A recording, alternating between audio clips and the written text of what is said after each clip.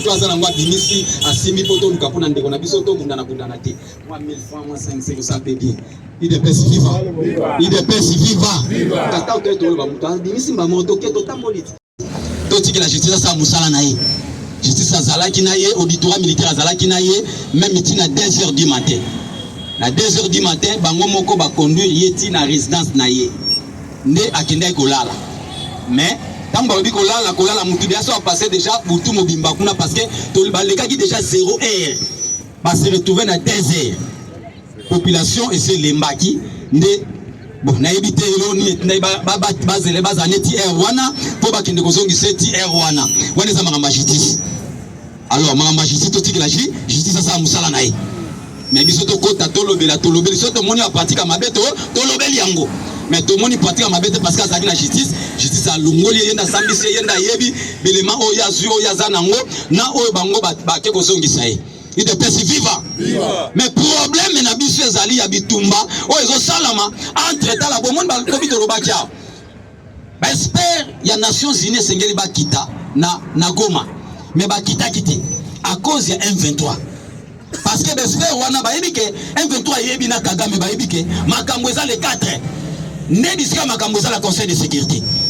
non eza les 4 dans la Rwanda bandi déjà collé là-bas bon moni banque centrale na bango et bandi déjà ba problème et si ba suspendre opération ba so ba manki ba billet so ki ndenge ni bango ba lobi wana il est pèse vivant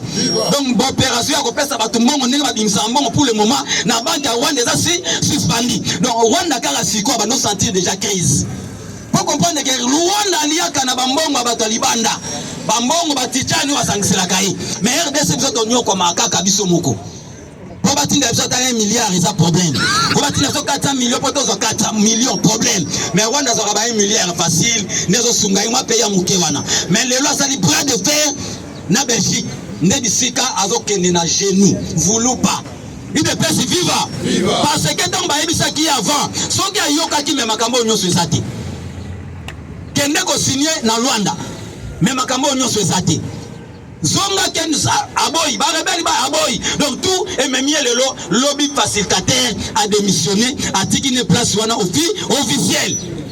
il est pèse vivant zo le renzo lobby na kamita ngo mulai pona zala na ndimaki ba humiliation na ndimaki nyonso pona zala lokola médiateur mais ko banda lelo na za sous médiateur te ko banda lobby officiellement a tiki nai ah oh tu sais de baneko luka yangwana yo ebité il est pèse vivant to comme ce qu'on a point wana ndesko bango ba luka bisika ba okende oh masoleza na Rwanda masoleza isusuté pour masolo facilitateur a boy azane sous facilitateur te ça démissionné siko masolo tika na zamba il est pèse vivant mais masolo tika siko na zamba au moni sikoyo na espère wana tangu banba kita ba rebelle ba lobité ko kitate mais kokitate moi bo kitezate moi bo yosate parce que jusque là ba pensi ba raison eza valable té pour espérer ya Nations Unies ba kitate ba yebi ke espérer wana ba ye ko sala musala oyo ekobomana bango moko parce que banani baza kuna ba Rwandais eloni bango bani basala bani ba boma trace nini emsu bani ba bungisa bilongi ba Rwandais ba mema bango quelque part baza ba militaire congolais bango ba lokoti ba kendo kotsa bango na 4 na ba policier na bino oyo nyonso bazaki na Bukavu ba kendaki na bango wapi na Goma il est pèse vivant na nzela ya colonel moko ya la police wa bengi colonel Jackson alobi nazana 150 la police za awa azui bango na M23 et wow ba koti na M23 ba police na bino na bateni ye colonel wana batuni abi na tangi na zui baku na tangi na académie matete ya gendarmerie asisi batindi na Belgique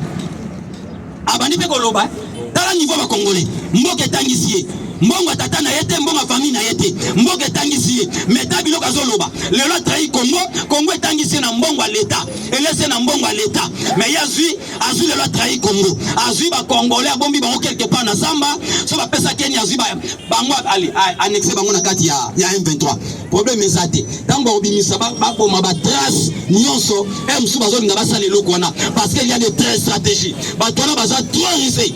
mais nzamba o confondre bango il est pèse vivant parce que nzambo yo faki beto azwaki mboka akendaki nango na maboko ya nzambe za pas pour rien ndo moni makambo ezosala malelo nyonso baosala bana nzela te bolandi même chef d'état-major azala Kisangani akitaki na Kisangani kote na mupepe nyonso ezalaki ote barebeli bazokende Kisangani ye mpe aza na Kisangani asalisaki réunion munene oyo ezalaki lobby ezalaki convoqué même il y a 3e zone de défense le Pacifique Masunzu oyo azalaki wana ezalaki malamu pa apesi ba instruction moko ezalaki clair digne pona nipo makambo nyonso ya sécurité ekoma na likolo ozoza na sebolelaka papa c'est pas bien IDPS viva kaka na Kisangani na ba 17h45 toyeko sutuka bayeko kitisa autonome moko ya munene militaire ekiti wana na 17h45 IDPS viva batu babandi ko komate baleli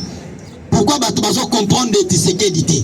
mais toyeko tala boina kati to découvrir que il y a déjà des commandos belges ici bakiti na RDC officiellement IDPS viva IDPS viva IDPS viva les commandos belges ici bakiti déjà officiellement kobanda lobby. Alors pour batu bazo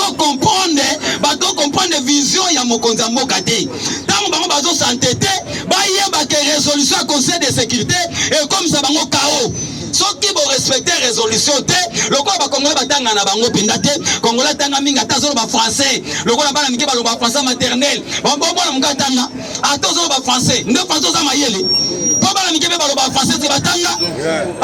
parce que ba français te ba ko sa Congo il est pesi viva beaucoup de français mais le comment réseau ça na Congo et ça te beaucoup de français mais bana mike maternel ba loba français bon ti ko sa biso ba français et que ngebo comprendre politique tant bon comprendre politique nebo comprendre vision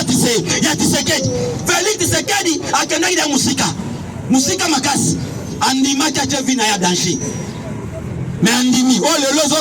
ba raison nyonso ko ya ba ozala KO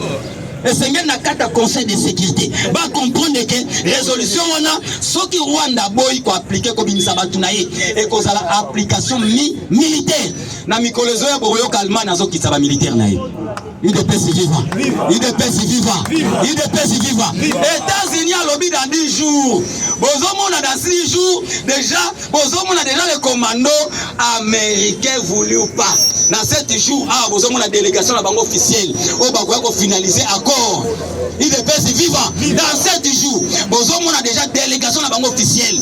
et dans 10 jours bozomona bango moko baye ba protéger bango pona bentéré na bango basala ba jeter bakoye ko tshona kingo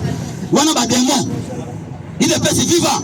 tangu Tshisekedi azo ba bino na uto kuta na ba décideurs internationaux bino bakaza ba décideurs banani c'est ça bango baliaka na dragon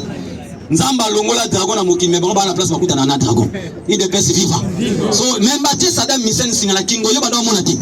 ozaki wana na kati ya Bagdad bati singala kingo bango population ozomona so mona ke bango balia na dragon baza ba jeter mais faire attention bati singala bango face na ba discussion pe ache bango chez nous voulou pas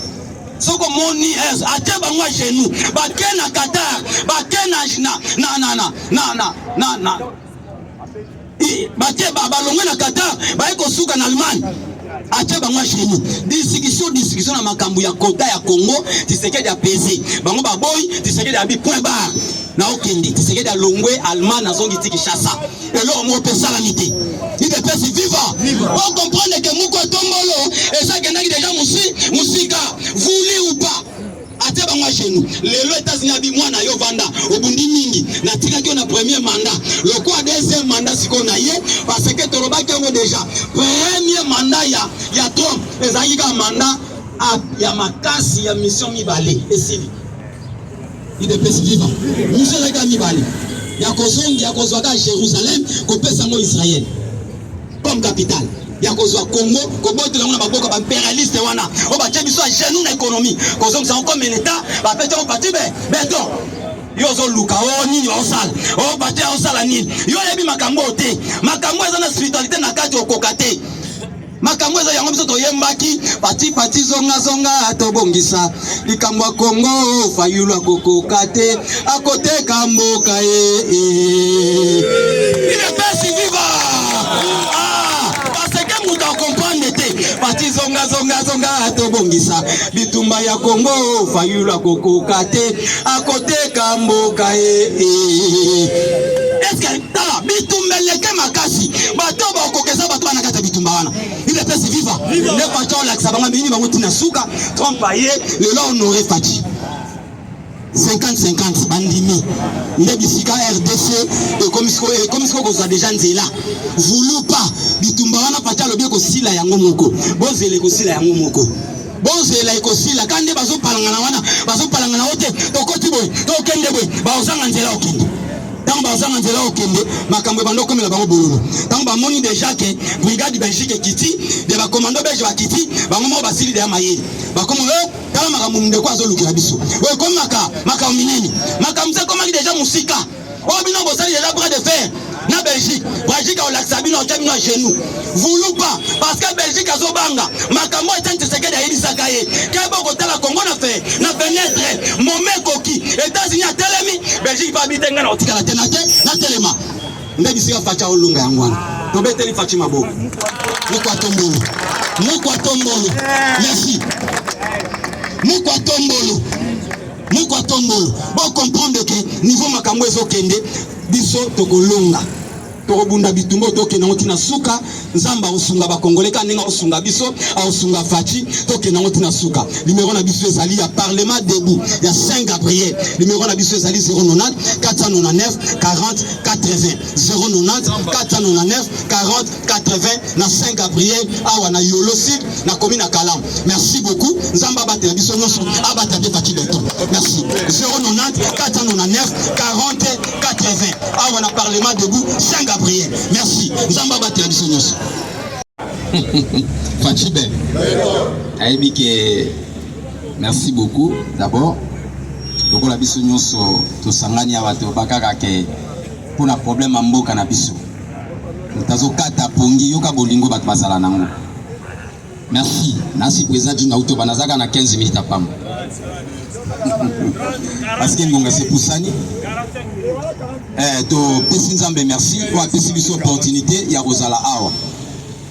Nzambo apesi biso opportunité ya kozala na Congo ya boye. Parce que bato nyonso bazo envier kaka mwasi oya za kitoko. Webi mwasi oya za kitoko bat bawele la kaye. Mais faire attention, so tie na ndako yo momo na baba caprice ebele. Il de pesi viva. Il de pesi viva. No moni makambo ezo salama na Congo. Nalandi ba déclaration ebele na kati ya ba consultation oyo conseil spécial ya mokonzi mboka azo salisa. Mais soko tali olandi déclaration moko sali mwa pasi moke eza ya honorable papa na biso Vital Kamerhe. Oza docteur ya économie. Tango zolo ba pe ba langage propose à la rappeler quand même modéré. Kolingaka te ko sacrifier baninga na kati ya balangage eza penda bien te. Honorable Vital Kamerhe, le président de l'Assemblée nationale, a kendaki pe parmi bato ba kendaki consultation lobby. Parce que bato ba bandaki lobby eza bato ino sacré. Bango nyonso nasi ba kendaki ba mboso ba yambaki bango nyonso. Mais kobima na bango mo ba déclaration mike te salamaki mboso pasaki déclaration na mais Vital Kamerhe ne moko esalaki mo bien te. Vital Kamerhe lobby mokonzi mboka esengeli vraiment atelema pekisa penda ke batu balobelaka penda mingi te na réseaux sociaux pour na kombo na ye. Mais c'est quoi ça? Bon, est-ce qu'il y a évité qu'il y ait des personnes abondées la démocratie? A évité que tu sais qu'il y a coupi pour la démocratie. Et démocratie, on le côté tu sais que na ma tu sais que na ma belé. Si on yoko lingawa tu fais démocratie on est salamate. Te omoni batu musu bazo sala ba déclaration abandeli. Batu musu bazo sala ba déclaration o ezo kabola biso. Ça dit quoi? Non moni toza na posa ya cohésion nationale,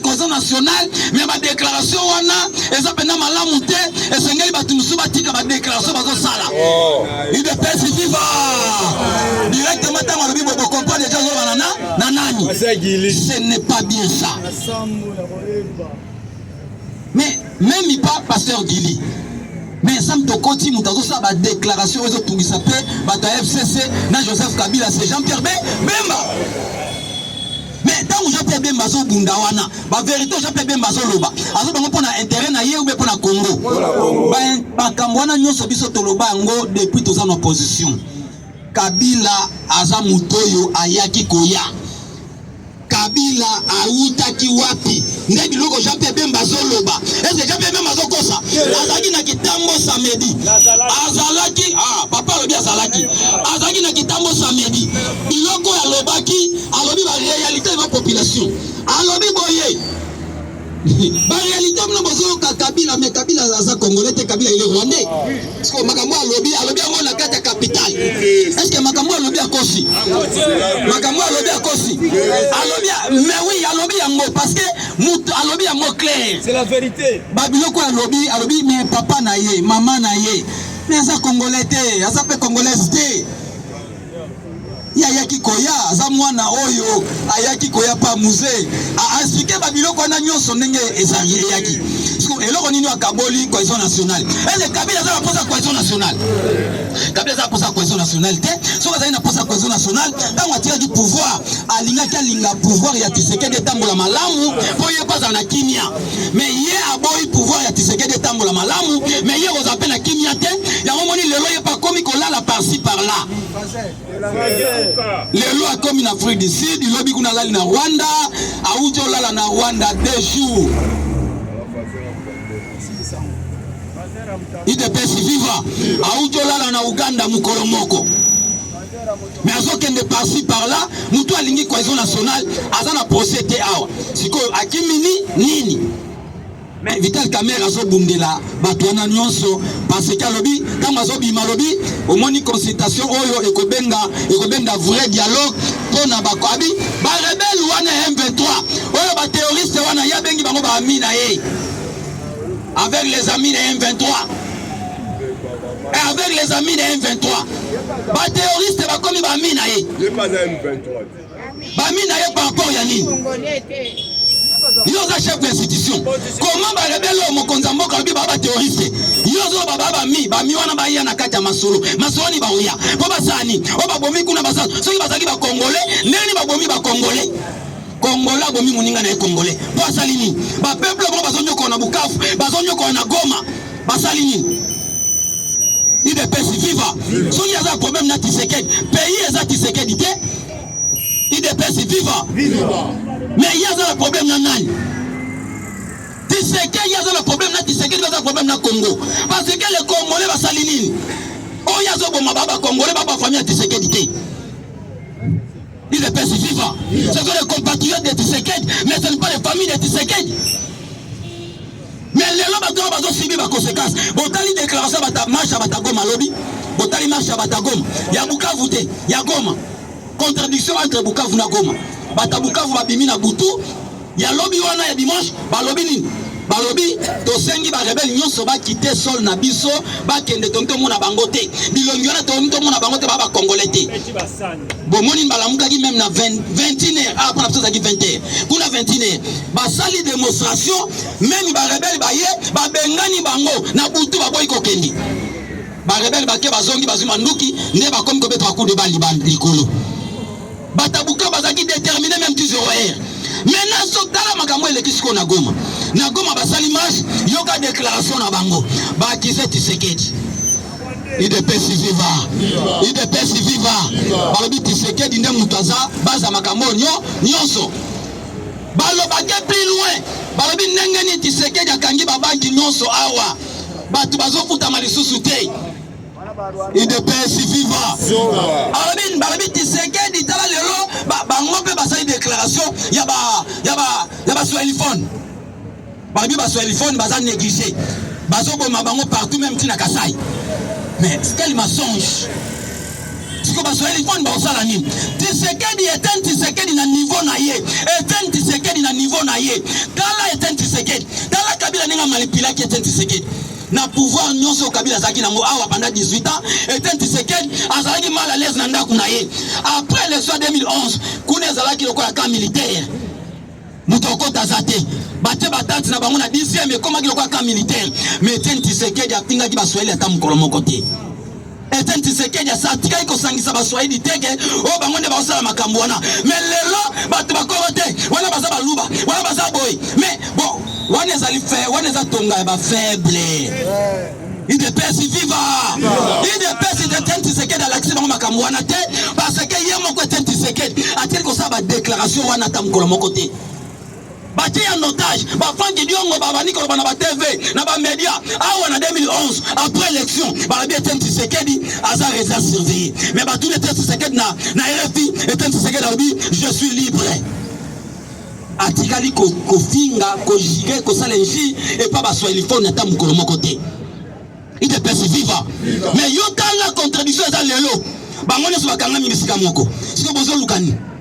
Il est perçu vivant. Waliza bukobanga mutesa la bino bongo. Soki mutazo banga ndazo banga muninga. Ote baluba. Ok n'époque Kabila. Nazo ebisayo. N'époque Kabila même so okei kaka na services spéciaux. O ezala ki yako kambama. Awa kana kili mazière. Soko bakangiyo. Soko lobi swahilité. Osuka. Ozala chez nous.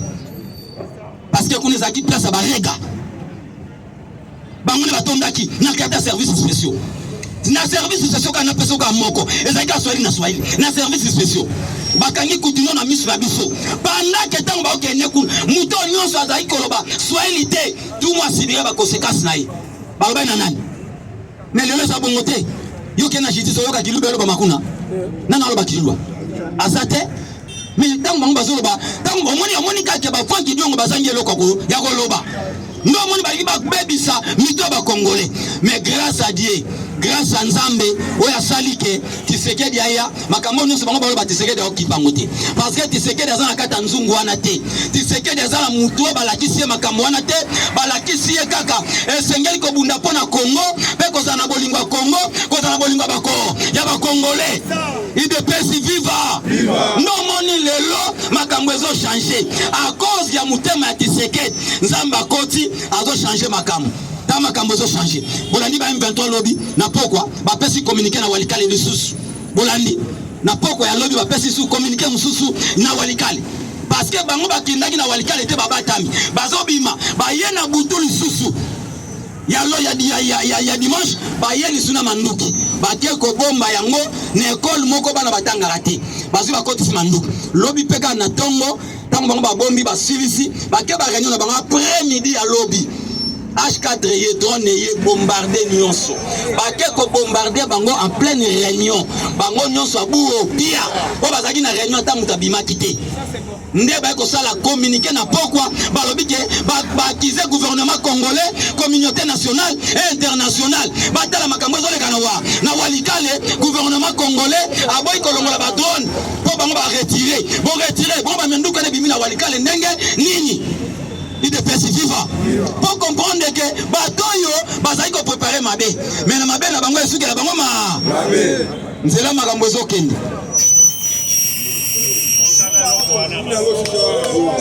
il de vivant il de vivant alobi mabe te bo tikise muke eza na cameraman awa